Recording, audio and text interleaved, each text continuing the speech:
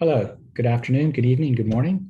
I'm Colin Picker. I'm a professor at the University of Wollongong. Hello, my name is Weihuan Zhou, Associate Professor at the Faculty of Law and Justice, UNSW, Sydney.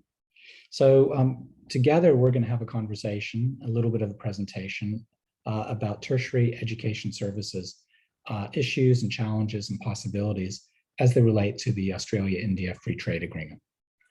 And we're going to do it by first looking at the industry perspective, a very brief introduction to the two-way trade, especially in the higher education sector. And then we're going to briefly introduce the different modes of services trade, just as a background.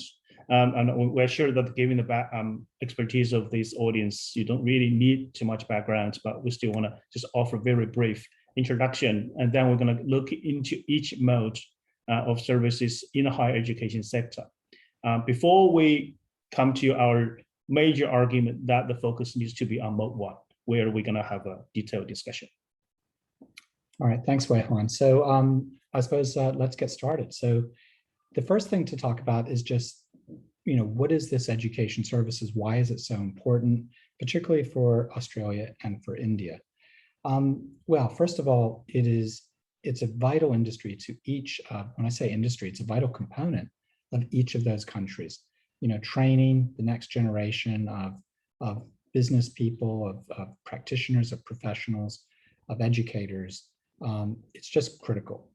And each of the countries has, interestingly, sort of different needs and different aspects that they can cover. They're very complementary, actually.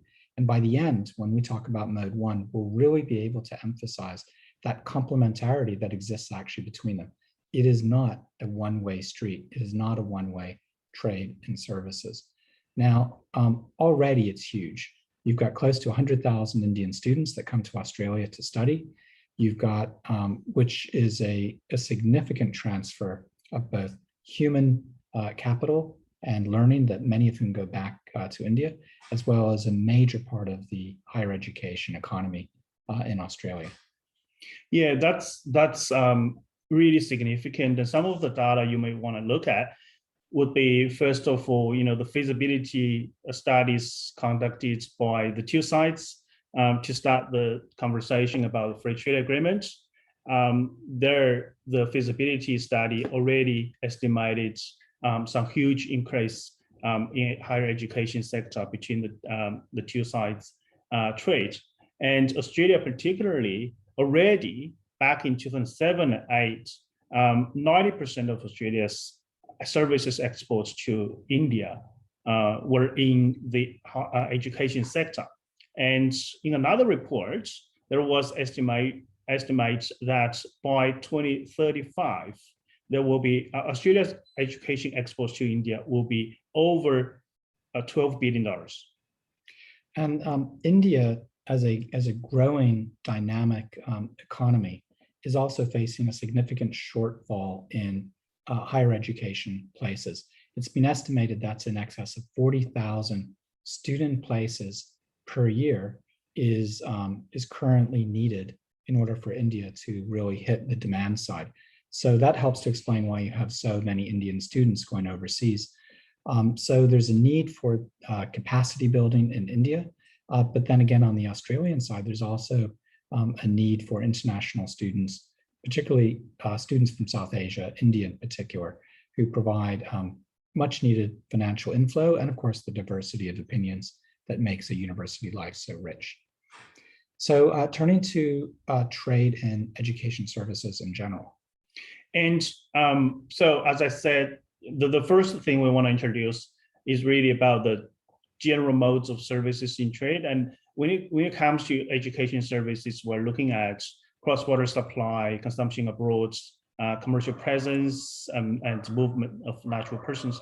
And obviously, the first mode, cross-border supply, typically involves the supply of education services without movement of either the supplier and the consumer. So which means do it by remote means or online, and typically in the COVID-19 contexts that we have all get used to doing, including in India. There has been a significant increase in online learning, which we will come back to later on.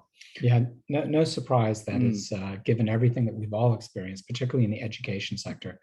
Online is just huge. And it turns out, as we will show later, that it may be the real linchpin for a successful education services agreement between Australia and India. So the second mode, consumption abroad, essentially involves students coming to the service providing country, like Indian students in Australia, to consume, if you like, education services. And as we will say a little bit more about this, we don't think under this mode, there is any particular issue for the two sides to reach an agreement in a potential free trade agreement. We'll provide more detail later about that. Yeah.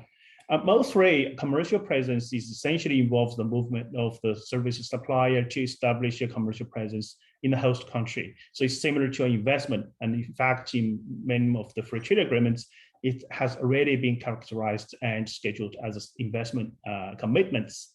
And we will talk about the complexities there, and particularly from the Indian perspective. Do you have anything to add? Well, except that commercial presence is almost always where everyone goes to, thinking that's what that's the gold standard of education services trade. But in fact, as we'll discuss, it's got significant problems and maybe out of date, actually. And the final mode, mode 4, as I said, involves the movement of natural persons, so educators, teachers, researchers from one country to another. So in this case, including this is essentially a two-way trade, including Australian educators to India or India researchers to Australia. As we all know, under mode 4, the liberalization in general across the globe has been very low and limited, subject to some policy considerations, for example, visa issues, which we will also come back to talk a little bit more about it. Yeah, so one of the things that I think Weihuan and I bring is different perspectives. We're both obviously trade academics, but I've been in university administration now for enough years that there's no question that I'm much rustier than Weihuan is at this. But I'm actually an industry participant in the trade and education services. And that comes out almost instantly as I look at this when I think of mode 4. I would call mode 4 FIFO, fly in, fly out. Because of course, anyone that's involved, in Australia, that's one of the main ways that we actually trade in services, is we send our academics overseas to teach into pathways programs. They fly in, they teach, they fly out. So FIFO. So it's a very interesting one, but as Weihuan says, you have the serious immigration challenges, the visa restrictions and work rights ones that around the world really put a damper on that. Okay, so now let's get into the more substantive, perhaps the most boring parts of it, which is the existing status under India or Australia's free trade agreements. So given the time limit, we will only give a very, very brief introduction and overview to these agreements. And to be honest, we are also trying to dig more deeper into this question. As a very general overview, India's position on education services liberalization has been very cautious and limited. India did not make any commitments under the WTO. And India now, according to India's notification to the WTO, has 17 free trade agreements. India made limited commitments in the higher education sector, not other educations, but higher education sector, in only 4 free trade agreements with Japan, South Korea, Malaysia, Emirates. So there are high similarities in these agreements in relation to India's commitments. Normally, India's scheduling approach has been to recording very limited restrictions under sectoral commitments, but includes a very general restriction under the horizontal commitments, which means that India maintains the right to amend its foreign investment or trade law to increase restrictions on foreign investors, which includes higher education. So this is an interesting one where someone who's actually a practitioner, I can work my way through the various commitments, read the concessions in the trade agreements and their appendices and so on. But as someone who's actually in the business of engaging in trade and education services, when I look at India's commitments, almost all of it is irrelevant because the domestic impediments or the domestic regulations are so very significant. And those are both official ones and the unofficial ones. And for anyone that's done business in India, there's fantastic opportunities. It's great to work with people there. I really love it. But you all know that sometimes the bureaucracy is complex. The participants, can be, as they should be, very demanding of people that are working with them.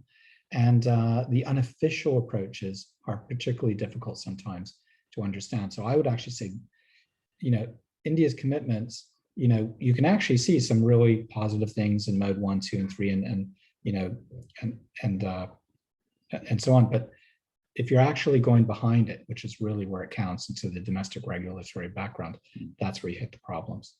And those are the problems I think that we need to deal with in this potential Australia-India free trade agreement. And obviously we're going to come back to talk a bit more about these things when we go to mode 1, which is our focus. So in contrast, Australia's commitments, existing commitments under WTO and its free trade agreements have recorded much less restrictions. And I would say from my observation, the major restriction in Australia is a national treatment restriction that involves a foreign investment review. So that is under mode 4, mode 3. And under mode 4, which is different, as we said, it's limited liberalization. That applies to Australia as well. Australia only opened the market for mode 4 in a number of areas, including, for example, executives, specialists, right? And those only apply, and they may actually enhance the liberalization for free trade agreement partners. But there are still kind of wide restrictions and very few commitments on mode 4. But in other 3 modes, Australia did not really maintain any restrictions apart from the one I mentioned about foreign investment review. So let me just weigh in on, with respect to Australia from a industry perspective. I would actually characterize the Australian education services environment for outsiders trying to trade services into Australia is actually being very difficult. There's very high entry costs, right? The established players are very, very well established. So there's significant competition. It's incredibly expensive and risky to be a new entrant into the market. And typically the new entrants into the market are often at the lower prestige areas. So at the, sometimes certificates, the sub-degree, the English language instruction, sometimes in the lower level business side, they're just nowhere near the main players for the most part. And then if you throw into that the local demand is rather limited because there's so much competition, there's so many education places, and all the local providers, the universities, are scrambling to get as many students as possible. You can see that education services into Australia is very difficult, except in mode 1, which we will talk about at the end. Now, just I suppose last few remarks about India from an industry perspective. So as I said before, it's got these high, almost insurmountable regulatory barriers at all levels, and that's federal, that's state, and so on. But there's high demand, but then there's also price sensitivity. But there is also entry at the higher end of the market as possible. So it's a very interesting market. It is, in some respects, much more possible across the other modes, even with the high regulatory barriers, than in fact is Australia because of the competitive pressures, I would have said. Okay, yeah. So I think now given the time limit, let's move to our final topic, which is our focus. So we took talk a little bit more about mode one from both industry perspective and also trade agreements perspective. Okay, so mode one, well, it's not normally where you go to think about. I mean, most of us, in fact, I can say for myself, when I was thinking about education services into India, I was thinking, oh, I want to set up a presence there. I would like to be in a JV or a partnership with an Indian institution. But as I've mentioned before, once you start looking at it, I mean, it is theoretically possible, absolutely. But wow, there's a huge amount of challenges from investment law point of view, repatriation of profit issues, and so on. And it's so much that it actually basically suggests at the moment, unless there's significant domestic regulatory change, I don't see that being at all possible within any future Australia-India free trade agreement. I mean, would you agree with that with respect to mode 3? Which is normally the gold standard of this? Yeah, I mean, when it comes to mode 3 commercial presence, I think it will be difficult. And especially the kind of the behind the corner and the behind the border restrictions that applied, beyond the commitments and also, the general nature of the restrictions in India's free trade agreements. I mean, Australia can try to get some more meaningful and specific commitments from India, but I would say that's going to be very difficult. Yeah, and as to mode 2, I mean, obviously that's the main focus of Australian universities right now, which is let's get the Indian students over to our campuses, and they're international students paying high tuition, and that works out well for everybody. So they've been focusing very hard on that. And so you got to wonder, is there much that can happen in a new free trade agreement?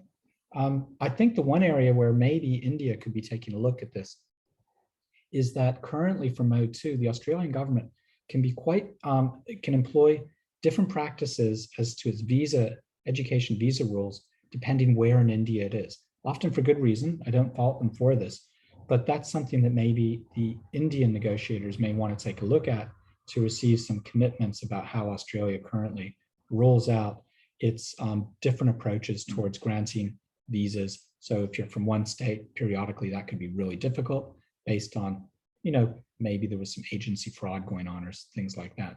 So that's in mode 2, I'd say that's about the only area that I've been able to figure out where you might get some movement in a free trade agreement. Do you see anything else? No, I think that, that actually makes sense to me. I think that's perhaps what, the negotiators, especially in India, governments could actually look at under mode 2. But generally speaking, because mode 2 applies consumers instead of, the service suppliers, I don't see any free trade agreements that really impose lots of restrictions on it. Yeah. But they could perhaps go for the Australia, try and have the Australian government make commitments about, perhaps greater participation with the Indian government about its visa process. So, for example, Gujarat isn't, suffering from a difficult Gujarat citizens from getting visas versus those from Kerala. So that may be something that would be worthwhile pursuing. Yeah. Mode 4, the fly in, fly out one, as I call it, I just don't see it's realistic to do very much because I don't know that we're going to see Indian, say, academics going to Australia to teach or to participate because there's an oversupply of academics in Australia anyways. And I don't know that Australians going into India is going to make much of a dent in what is, a very large market. Plus, it's actually a very expensive proposition. It's really more for pathways that you do that sort of thing. So I just don't see that mode 4 has got much commercial viability, though if the people listening or audience think otherwise, we're, especially as I'm in the industry of it, I'd be thrilled to hear what other possibilities you might think for mode 4 as well. So that leaves us mode 1. Mode 1, which used to be, distance education, right? Used to be send tapes or documents. And today, as we all know, is Zoom, is synchronous and asynchronous online education. We're all just experts at it now. Post-pandemic, we all know education sector is going to be significantly taking this on as normal course of business, which suddenly means geography becomes less meaningful. So mode 1 is huge. And it's not limited to the traditional instruction-based education services that, lead to the awarding of a degree. But, given our experience about outsourcing services to India in general, we have been increasingly outsourcing, we could have done more about outsourcing services, education services to India as well, in relation to particularly non-instruction based services. Yeah, so as many of us who are university administrators know, one of the big challenges of online is exams and exam invigilation. So live invigilation of an exam to make sure there's no cheating and so on. That's very intensive on humans, and we need people. And there's now exam services offering their online service around the world, including the invigilation. And those of us who are in the industry and have been trying to book these people in know they're just solidly booked, and it's really hard to get them. And some of those services are out of India. No surprise. I mean, those of us who publish, which I assume is everybody that's going to be listening, I hope, most of our prestige publishers now use Indian copy editors, Indian publishing services. We've all worked with them in the past.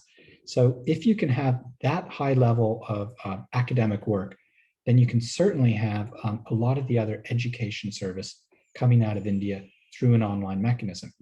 And while that so far has been things like exam invigilation, might it be even more in the future? Yeah, so given the industry potential and from both sides, I think one of the things we need to think about from the law, kind of trade law perspective is, when you both sides negotiate a free trade agreement, they need to make sure they have commitments under both higher education or tertiary education and other education services, which are different classifications under the classification lists that is used for services negotiations and scheduling. And so far, India's schedule under free trade agreements has only made commitments under higher education, does not include supporting or education supporting other education services. So that's something we need to kind of look at. So it's a real opportunity. I mean, while you don't have to have an exact, balance across the different services as you negotiate, I think it's a lot easier to do so if both industries, both sectors are involved, and both sectors are seeing what might be positive out of this. Because then I think it's more likely that they can persuade their governments to really move on this. So if Indian education service providers have an opportunity through Mode 1 to enter the Australian market, I think that's pretty significant, because there's no question, I think, that Australia is going to want some things out of all these modes, including Mode 1, actually. And we'll talk a minute about what is probably the single largest challenge to traditional education service through Mode 1, which is recognition of degrees. And we'll talk about that in just a minute. So making progress on that's going to require some give and take. And so it could be that there's a real opening here for India in Mode 1 to trade services into Australia in education products beyond just things like exam proctoring, maybe paper marking, particularly in the STEM fields where, it's much more clearly a correct answer and a non-correct answer, and where there's no shortage of highly trained people in India with higher degrees in STEM fields, where they could get involved in paper marking or maybe even tutoring, running tutorials. Now, as soon as you do that, you start to think, if you're an educator in Australia, you think, oh my God, I've got to compete now with a much lower cost STEM tutor in India. That's going to put me out of work. Well, that definitely is a complexity that's going to be here. I would imagine the unions would get involved in wanting to have this issue resolved and managed properly. So it is a very complicated issue, but it has the possibility of allowing students in Australia to have access to additional education services. So remedial, for example, which a department can't afford normally, they actually could now, if they were able to take advantage of a tutor in India at quarter the price of a tutor in Australia. So in that case, it's not displacing anybody in Australia, but actually supplementing and generally building capacity. But definitely a complicated question, no question about that. But that doesn't mean that Australia has nothing to gain. And obviously, given the current kind of COVID environment, we have seen lots of students, overseas students, including Indian students, undertaking education from the existing, degree programs in Australian institutions online, remotely. So Australia has a lot to offer on the table to export its services to India, and that makes it important for Australian government to think about, what it actually wants to secure in the free trade agreements. And given that India's commitments now in the existing free trade agreements have been quite broad in terms of the restrictions they can actually impose in the future. And one thing to think about is that India's current regulation in the online education sector, which is a fastly growing sector in India now, has been to imposing eligibility requirements, quality requirements. These things are not necessarily different from what Australia would be looking at to impose in relation to its own education services or its students receiving overseas education services online. So how the two sides could actually compromise or come to the the meeting of the mind, if you like, in relation to the opening up of its own higher education services in Mode 1 will be a very complex thing to continue to observe. Yeah, so lots of exciting times ahead, lots of issues to be resolved. Did we talk about recognition of degrees?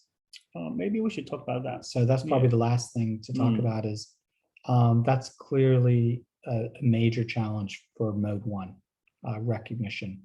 And it's something which can be resolved. There are international agreements and accords on this issue.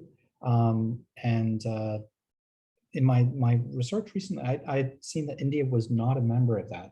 Have you? What I have seen is that in relation to recognition, that might be the major barrier existing there in practice, not actually on paper, right? The normal practice in a free trade agreement from both sides has been to encouraging cooperation in side letters in the free trade agreement, but that's just best endeavor. So it's not really an obligation for the two sides. It's for the two sides' relevant authorities to continue the conversation and to come to an agreement with what they want to do in the future. So it's not necessarily leads to an obligation. And another side of this, however, is that practically speaking, if Indian students intend to work overseas, not actually in India, then would that, the lack of recognition of online education from an overseas institution become a problem? So that's something we need to kind of dig into a little bit further. So given the huge move towards online education over the last year and a half, as well as some of the signs we'd seen before, I find it hard to believe that there's not going to be wider recognition and acceptance of online education. Doesn't mean it'll be unregulated. Doesn't mean there won't be requirements and quality assurance issues that need to be followed and need to be proven. But I find it hard to believe that jurisdictions will continue to resist it in the way that we saw prior to the pandemic. And that is essentially an issue of mutual recognition under a free trade agreement. Okay, I think we've pretty much covered what we thought we could in the time provided. It was just a conversation. It was just some insights and some thoughts. We look forward to hearing any ideas or questions or suggestions that you'll have at the conference itself or before or after. And otherwise, thank you very much. Thank you for your attention.